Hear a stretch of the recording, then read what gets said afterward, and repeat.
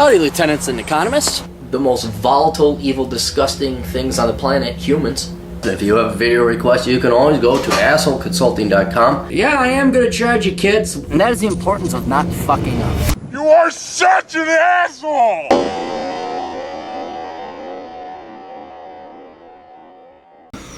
Hey everybody, go to assholeconsulting.com if you want to pay me. I love the haters. I can't, some fucking idiot pays you money for da-da-da. Hey, you're a fucking idiot. People are paying me money and they're moving on and improving their lives. And if they got questions and I gotta charge them a little bit. Like that one guy in Australia, he asked for advice on what to do. Well, he was in the United States, but then he moved to Australia on my recommendation, saying if you want to get a job in Australia, just go there. Build, and now, I mean, literally, like within a month, he was making $160,000 a year. Now, of course, results in this thing may not be indicative of future, but yeah, people do pay me because I might be right. Or at least I explained that. Anyway, let's get to the question here. Let's go. Come on. Okay, hey, shitty customer service, asshole. My second question is related to a request I had about my low IQ. I had it taken again, and it came back to 126. I wanted to know if there was any environmental way I could increase my IQ a little further, and if the website I took it at was legitimate.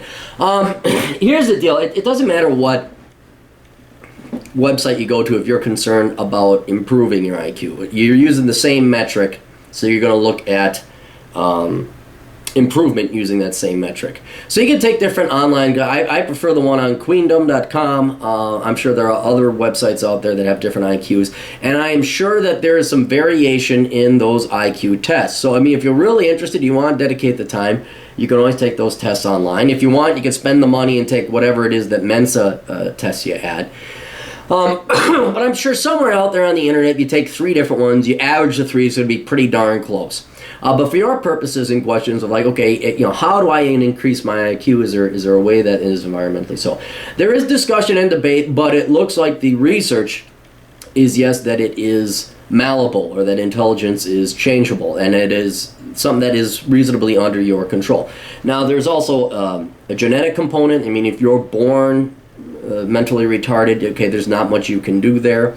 Maybe you are just dumb. I've seen people, alcohol babies, that aren't dumb. They're just, there's a physical, genetic hurdle that you're just not going to overcome. But assuming you have a healthy brain, it's my humble opinion, because I've gone through, I was an idiot. Like, I was a freaking idiot.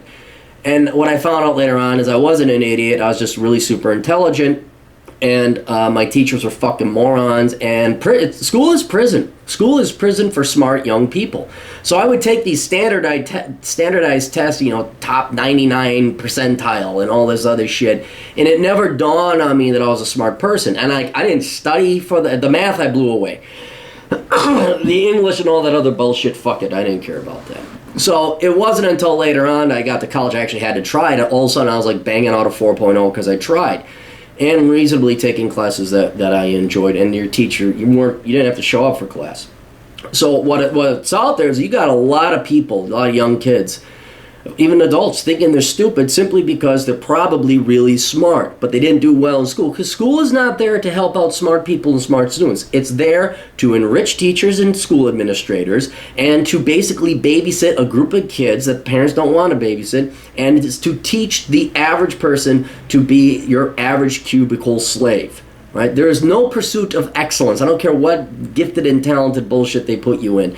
They're really, I mean, you can go ahead and pursue excellence if you choose to. You can get your 4.0. It's there, but the teachers are not really. They'll be there. They'll make the opportunities, but they're not going to go out of their way to test you, figure out and say, "Oh shit, kid, you really ought to graduate by the time you're in the 8th grade, not another 4 years. We got to get you on a fast track and get you into college and have you start creating and inventing amazing shit to help out society, not to mention advance yourself." No, fuck you. They want you there for those full 13 years so they get the money out of you. Anyway, so I don't think you were stupid to begin with. I don't think there was a change that you noticed in your IQ. I think you're probably a lazy fuck like all of us were. Not because we were inherently lazy, but because school was so fucking boring. You just had to get through on impulse power. So like, fuck. I mean, I remember This is how lazy I was. I wouldn't write out full sentences. I just use like my own version of like dictating or shorthand. Oh, it drove my teachers nuts. I remember one time I was 4 book reports behind. Fucking cunt. What was it? Mrs. Kors and Mrs. Becker. Whatever. Some fucking worthless broad that got her degree in education couldn't give 2 flying shits less about these kids. So I had to read 4 books to do 4 book reports. And I was behind. And I just didn't have the time. I didn't want to do it. And so what I did is I found out that on the back, they got the story on the back. You know, there's a short version. Oh, so like verbatim, copy and paste, wrote it out, and then like I kind of read the last chapter, and then this happened, and that's how I finished it. And the teacher looked at me. She had it, the books lined up, and then my papers, and read them all to me. And like, obviously I was busted. She says, "Did you copy that?" And swear to God, with the straightest face you ever saw, no, just. And I think that's why I broke her will.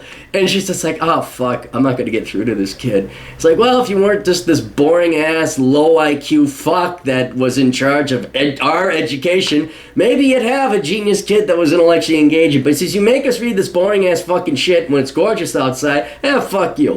That's to me, to all my English teachers. So you were like me. You didn't try. You were just so defeated by the time you got out of high school that there was no reason to try. There was no hope. There was no reward. There was no... And so now that you're taking an actual interest in it, you probably tried better, and this time you find out you have an IQ of 126, which is very intelligent. I mean, what is... Oh, I don't have the statistical tables. You can look up the Z-score and figure out what like percentile you're in. I think you're in the top 10, maybe 15%. That's up there, dude. You're no dummy. And so now the question is, did I really improve, or was I 126 the entire time? I think you're 126 the entire time. But this brings up another interesting question.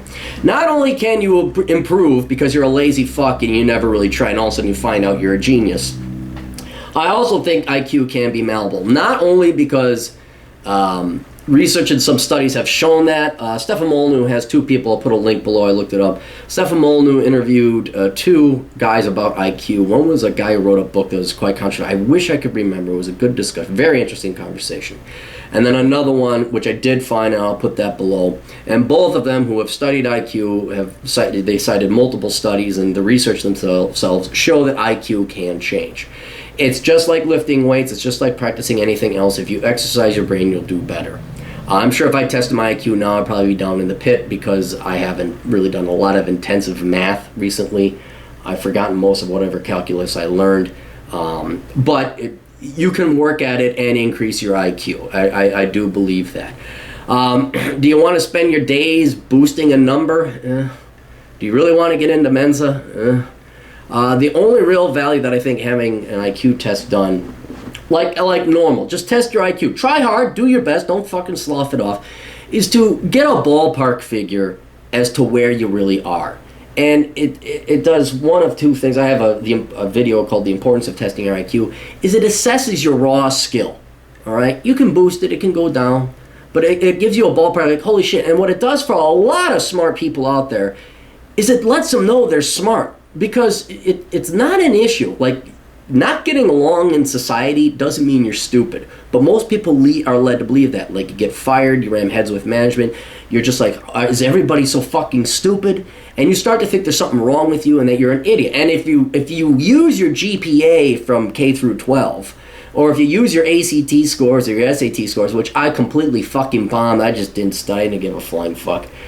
You think, oh, well, I'm stupid. No, you're not. So that's why you got to take your IQ test and be serious about it, because then you know, especially it's like a breath of fresh air. It's a freedom that comes to people who are really smart. You're like, oh fuck, I am that one guy. Everyone else really is that fucking stupid. And there's, people say it's arrogant and cocky. No, you people who like watch the Kardashians and give a shit about ESPN Sports Center and all this crap in The View, you got to understand what a pain in the ass it is dealing with you fucking idiots. Like, for us who we know the solution to the problem. It's so painfully obvious and simple to us. But you people rather go watch fucking the Kardashian show. And it's just like, fuck. And we got to deal with that. We got to deal with your stupidity and your ignorance. Ignorance is worse than stupidity. Stupid we can work with. Ignorance is another thing. But it at least is like, oh, that's why it doesn't make sense. That's why I have such a difficult time with it, because they're like here and you're here. And for dumb people too, it's like, oh wow, why am I having trouble? Assuming you're not mentally retarded, but like, let's say you just don't have that raw intelligence, but you want to know, like, why am I? All of a sudden you realize, oh, I got an IQ of like 90.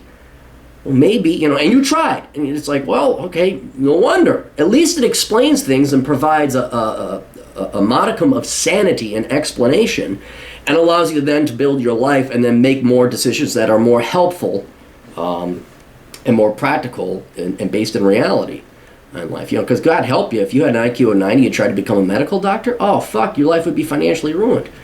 And then if you think, oh, I'm just a fucking idiot, and then all of a sudden you surround yourself with a bunch of idiot drug dealing meth heads out in Wyoming, yeah, and all of a sudden you're in trouble and you're knocked up some broad and you got syphilis or whatever the latest fad is out in Wyoming.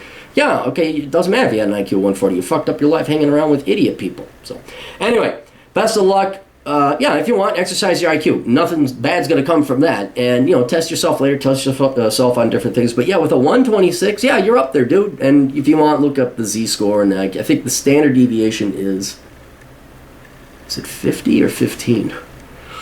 I'd have to look it up. Go do the research. You're smart enough to figure out. Best of luck. Toodles.